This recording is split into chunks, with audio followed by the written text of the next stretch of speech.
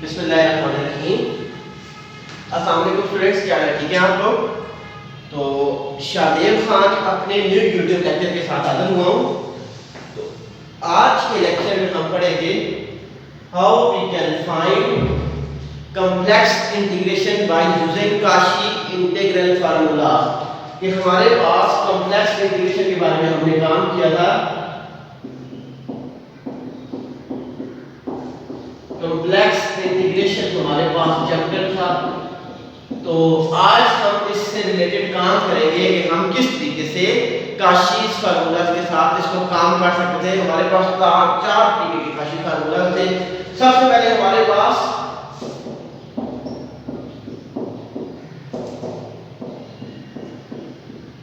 काशी-गोरसेट theorem और दूसरा था हमारे पास काशी इंटीग्रल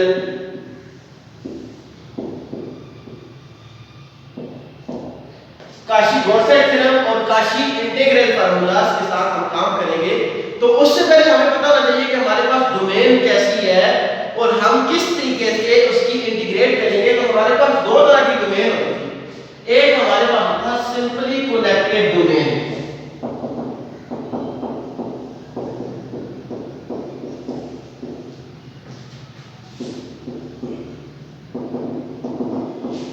कि जब हमारे पास कोई सिंपल सी डोमेन हो उसको हम कहते हैं कि ये हमारे पास क्या है, एक कर्व है। कर्व कौन सी है? सर्कल है।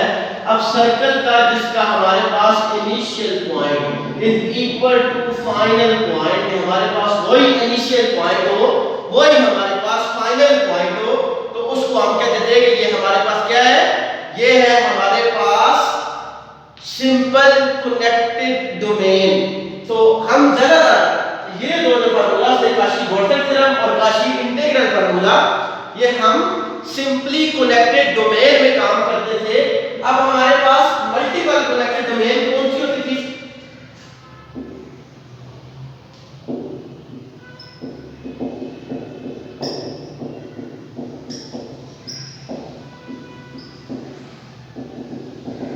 कि जिसमें हमारे पास एक से ज्यादा डोमेन आ जाए, एक से ज्यादा रीजन आ जाए।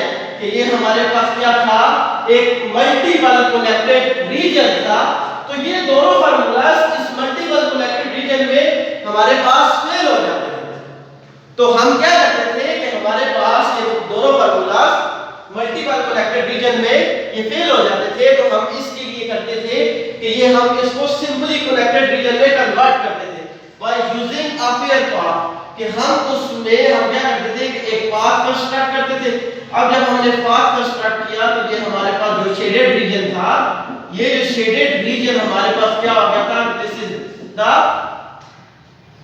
Simply connected domain. आप किधर से भी स्टार्ट करें, ये इधर से स्टार्ट हो रहा था, ये इधर आ रहा था, इधर से मूव कर रहा था और हमारे पास इधर आकर ये माइनस कर रहा था, खत्म हो रहा था। तो इसको हम कहते हैं कि this is known as multiple connected region which can be connected into simply connected region। क्योंकि हमारे पास multiple connected region के लिए कोई भी हमारे पास फार्मूला नहीं था। तो आज हम स्टार्ट करेंगे कि हाउ वी कैन सॉल्व, कि हम किस तरीके से काशी इंटीग्रल फार्मूला या काशी-गोरसेट थ्योरम के साथ हम इसको सॉल्व करते थे। तो अब काशी फंडामेंटल, इससे पहले हमारे पास था कि जो सबसे पहली बात थी कि वो हमारे पास काशी थ्योरम क्या थे, काशी फंडामेंटल थ्योरम या काशी-गोरसेट थ्योरम इसको हम बोलते होते थे।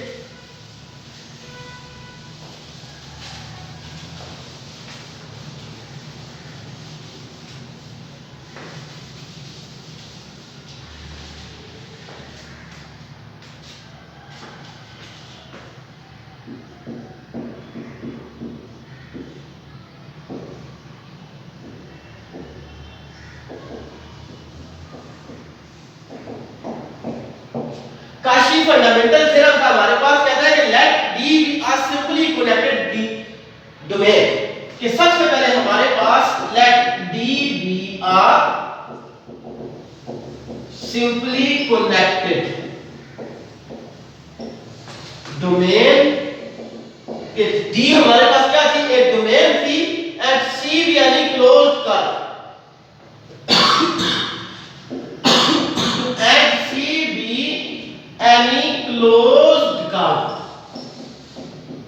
कि हमारे पास एक डोमेन थी या रीजन था, कि ये हमारे पास एक डी डोमेन थी और उसमें हमारे पास एक सी कर्व थी जो कि सिंपल क्लोज्ड कर्व थी, lying in D simple closed curve lying in domain D. तो अब हम क्या करते थे कि हमारे पास if f of z is analytic on and in the curve and f of z, कि अगर if f of z is analytic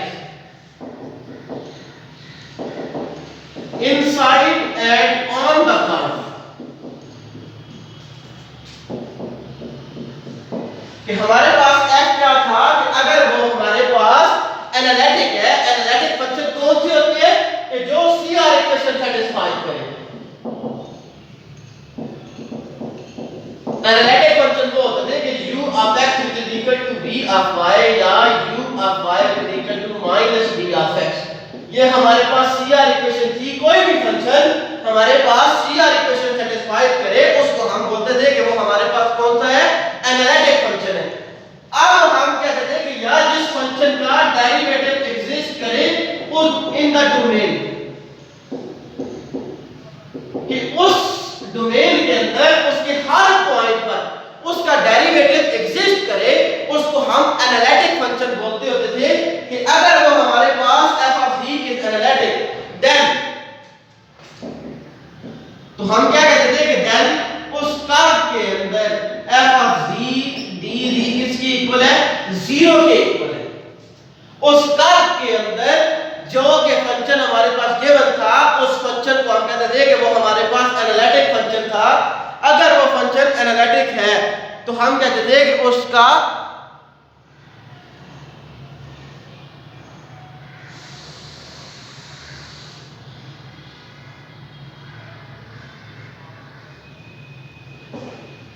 derivative अगर एग्जिस्ट करता है हर पॉइंट पर, तो वो फंक्शन हमारे पास क्या था कि अब हम कहते थे इसका प्रूफ स्टार्ट करते हैं। तो अब हमारे पास f of z क्या है, इज एनालिटिक। एनालिटिक फंक्शन कौन सा होता है कि जो CR इक्वेशन सेटिस्फाई करे।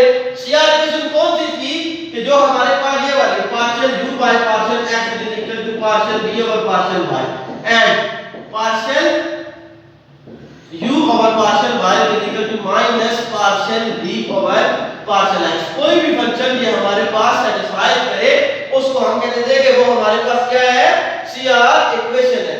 तो अब हम कहते थे कि हमारे पास f of z, तो f of z क्या है, f of z is equal to u plus iota v। u भी फंक्शन ऑफ x y है, v भी फंक्शन ऑफ x y है। तो हम क्या करते थे कि अब हम इसका प्रूफ करेंगे। तो हमने ये चीज प्रूफ करनी थी कि ये हमारे पास किसकी इक्वल है,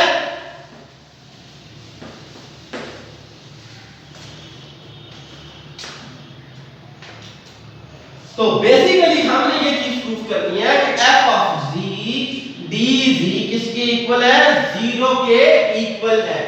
तो अब हमारे पास सबसे पहले कि हम ये चीज यूज करते थे कि उस कर्व के अंदर f of z dz किसकी इक्वल है। तो f of z हमारे पास क्या था, f of z is equal to u plus iota v की इक्वल था। अब dz, तो अब z किसके इक्वल होता है, z is equal to x plus iota y। तो dz हमारे पास आ जाएगा dx plus iota dy। तो अब dx plus iota dy ये हमारे पास आ गया था। तो अब हम इसको क्या कहते थे कि उस कर्व के अंदर, तो अब हम मल्टीप्लाई कर दे तो हमारे पास क्या आ जाएगा, जिस तरीके से मल्टीप्लाई करते थे पहले तो दोनों कॉम्प्लेक्स नंबर से पहले रियल पार्ट सब के साथ, तो जब हम इसको मल्टीप्लाई करेंगे तो हमारे पास क्या आ जाएगा कि u dx minus v dy, u dx minus v dy ये टर्म आ गई थी और आयोटा वाली टर्म हम इकट्ठे कर लेते हैं। तो अब हमारे पास क्या आ जाएगा, प्लस आयोटा इनटू हमारे पास आ जाएगा iota into v dx plus u dy, v dx plus u dy। इस तरीके से कि u पहले dx के साथ मल्टीप्लाई होगा, फिर आयोटा u dy, फिर हमारे पास क्या आ जाएगा plus iota v dx plus iota square v dy। तो अब हमारे पास u dx और आयोटा स्क्वायर किसके इक्वल होता है -1 के इक्वल होता है, v dy ऐड करके हमारे पास आ गया था, इसके साथ और इसके साथ आयोटा था, तो u dy plus v dx ये हमारे पास टर्म आ गई थी, तो ये टर्म हमने इधर लिख दी थी। तो अब हमारे पास कहता है कि सबसे पहले कि अब हम इधर से क्या करेंगे कि ग्रीन्स थ्योरम यूज करेंगे। तो हमें पता होना चाहिए ग्रीन्स थ्योरम हमारे पास क्या कहता है,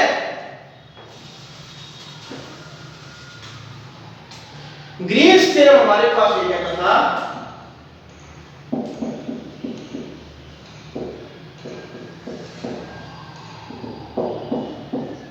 P dx plus Q dy किसी कर्व के अंदर हो तो किसकी इक्वल होता था, उस रीजन के अंदर partial P over partial x minus partial Q over partial y into dx dy के इक्वल होता था। ये था हमारे पास किसका, के partial Q over partial x और partial P over partial y into dx dy जिसका ग्रीन्स थ्योरम। तो अब उसी तरीके से हम क्या करेंगे, इसमें ग्रीन्स थ्योरम अप्लाई करेंगे। तो अब हमारे पास क्या आ जाएगा कि ये जो हमारे पास था इस पर इरादा से ग्रीन्स थ्योरम और प्लस आयोटा इनटू कर्व के साथ ये था, इस पर इरादा से ग्रीन्स थ्योरम हम अप्लाई करेंगे। तो अब हम इसको लिख सकते थे कि ये हमारे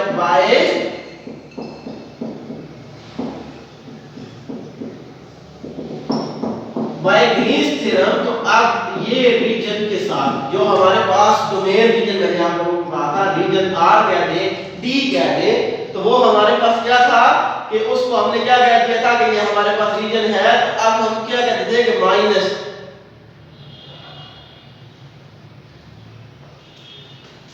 तो इधर माइनस था, अगर माइनस कॉमन ले ले तो अब वही टर्म हमारे पास आ जाएगी minus into partial P dx। तो अब हमारे पास क्या आ जाएगा partial v over partial x। तो अब एक साइड पर माइनस था, माइनस अगर कॉमन ले ले तो इधर हमारे पास क्या आ जाएगा प्लस आ जाएगा, तो प्लस पार्शियल, तो अब हमारे पास क्या आ जाएगा partial u by partial x into dx dy plus iota. इस पर भी ग्रीन्स थ्योरम अप्लाई करेंगे तो अब हमारे पास क्या आ जाएगा v dx और partial u by partial x minus partial v over partial y into dx dy into dx और dy।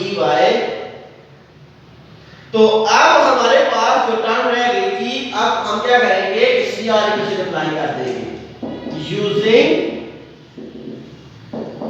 CR equation. तो CR इक्वेशन हमारे पास किसकी इक्वल थी कि u over x is equal to v over y और u over y is equal to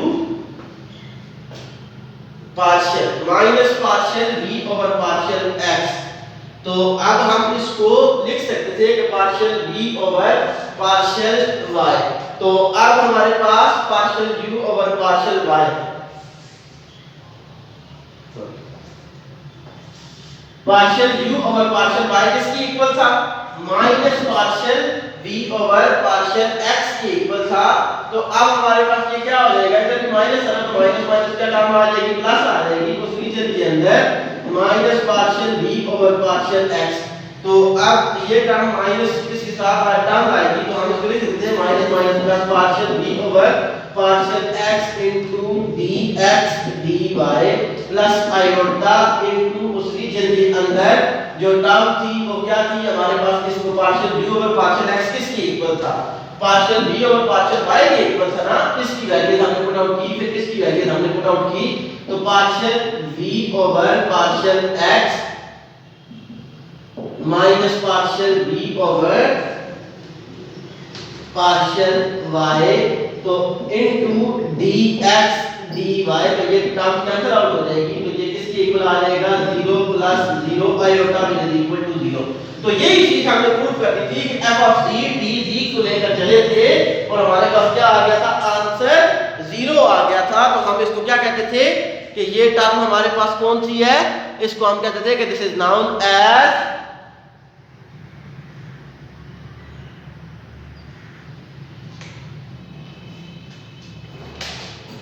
अब इसी को हम काशी फंडामेंटल थ्योरम या काशी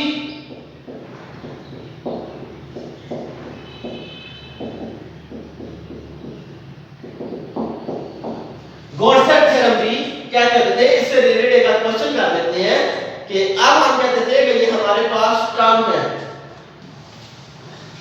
इससे रिलेटेड क्वेश्चन करूंगा तो आपको इजीली और भी क्लियर हो जाएगा कि हमारे पास कोई भी टर्म हमारे पास गिवन हो तो काशी थ्योरम के साथ हम इजीली किसी भी थ्योरम को प्रूफ कर सकते थे। तो अब हमारे पास सबसे पहले था कि हमने ये चीज प्रूफ करनी है कि sine hyperbolic z plus e power z plus z dz plus z over, अब हमारे पास क्या था कि z स्क्वायर माइनस 4 और z square plus 9 z square plus 9 dz। ये क्वेश्चन था, इसको हमने सॉल्व करना था। ये सारी की सारी टर्म कौन सी है, ये हमारे पास f ऑफ c है, एक कॉम्प्लेक्स वेरिएबल फंक्शन है। तो इसको हमने क्या करना था, सॉल्व करना था। तो और हमारे पास रीजन गिवन था, वेयर रीजन आपको गिवन होगा, रीजन इज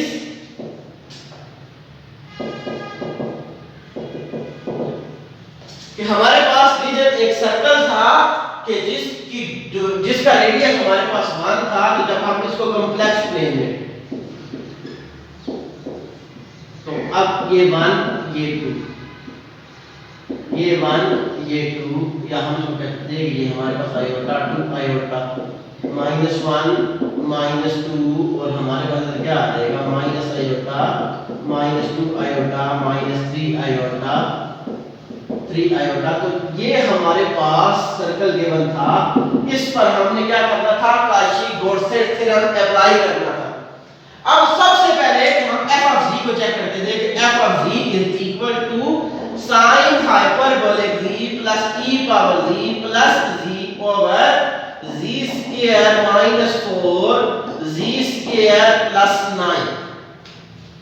तो ये हमारे पास एक क्वेश्चन गिवन था, इसको चेक करते हैं कि ये हमारे पास एनालिटिक है या नहीं है। तो अब हमारे पास फंक्शन एनालिटिक कब नहीं होता, जब वो हमारे पास अनडिफाइन हो जाता है। अब ये अनडिफाइन कब होगा कि जब हमारे पास z square minus 4 into z square plus 9 is equal to 0 को चेक करें। तो z square minus 4 is equal to 0, z square plus 9 is equal to 0। तो दो टर्म मल्टीप्लाई हो गई, दोनों 0 होगी। तो z square is equal to 4, z square is equal to -9। तो z is equal to plus -2 और z is equal to plus -3 आएगा। अब दो नंबर आ गए, चार नंबर थे, एक -2 था, एक +2 था, एक 3 आयोटा और एक -3 आयोटा। ये चार नंबर थे, कॉम्प्लेक्स नंबर थे जिन पर फंक्शन अनडिफाइंड हो रहा था। क्योंकि अब इधर वैल्यूज पुट आउट करें तो ये इक्वल टू -2 तो ये भी 0 हो जाएगा। तो ये सारे टर्म इंफिनिटी बराबर 0 क्या आ जाएगा, इंफिनिटी आ जाएगा। और जब z इक्वल टू +-3 आएगा पुट आउट करेंगे तो ये हमारे पास क्या आ जाएगा, इंफिनिटी आ गया था। अब हम चेक करते थे कि क्या ये इस रीजन के अंदर लाई करते हैं। तो हमने चेक किया कि कॉम्प्लेक्स प्लेन पर ये उस रीजन के अंदर लाई नहीं कर रहे।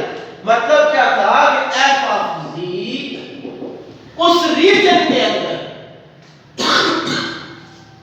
जो हमें रीजन गिवन था, उस रीजन के अंदर हमारे पास क्या था, एनालिटिक था। मतलब क्या था कि किसी भी पॉइंट पर आप 0 पर चेक कर ले, ये फंक्शन हमारे पास 0 पर भी डेरिवेटिव एग्जिस्ट करता है क्योंकि 0 ही लाई कर रहा है।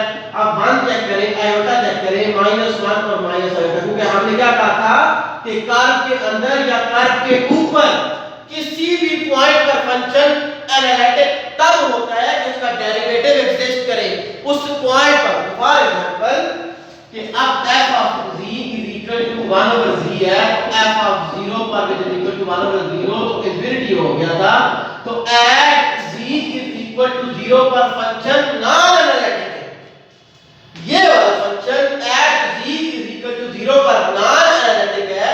तो हमने क्या कहा था कि फंक्शन एनालिटिक होना चाहिए। इस शेडेड रीजन के अंदर वो फंक्शन एनालिटिक था, इस रीजन के ऊपर भी वो फंक्शन एनालिटिक था। तो हम क्या कहते थे कि बाय काशी-गोरसेट थ्योरम, बाय काशी-गोरसेट थ्योरम कि हमारे पास वो curve f of z dz किसके इक्वल है, 0 के इक्वल है, क्योंकि ये फंक्शन एनालिटिक था उस सारे के सारे रीजन पर। अब देखें ना कि हम इस कर्व को बाकी इंटीग्रेट कर सकते थे, किसी भी तरीके से हम इसको इंटीग्रेट नहीं कर सकते थे, by using partial fraction, by using integration by part, by using substitution. अब जब हमारे पास सारे के सारे इंटीग्रेशन के मेथड फेल हो रहे थे तो हमने क्या किया, काशी इस इंटीग्रल को गोरसेट थ्योरम पर कन्वर्ट किया। जब हमने गोरसेट थ्योरम पर इसको कन्वर्ट किया तो वो फंक्शन हमारे पास क्या हो रहा था, वो फंक्शन हमारे पास एनालिटिक हो रहा था। तो हम क्या कहते थे कि ये फंक्शन हमारे पास डायरेक्ट बाय काशी-गोरसेट थ्योरम ये किसके इक्वल है, 0 के इक्वल है, क्योंकि हमें इसको सॉल्व कर ही नहीं सकते थे। अब हम इसको काशी-गोरसेट थ्योरम के साथ सॉल्व किया तो बगैर सॉल्व किए, बगैर इंटीग्रेट किए हम इसको क्या कहते थे कि ये हमारे पास किसके इक्वल है, काशी 0 के इक्वल है। तो अब सुन कि आपको इस एग्जांपल से कुछ ना कुछ क्लियर हो गया होगा। तो बाकी हम इंशाल्लाह नेक्स्ट करेंगे।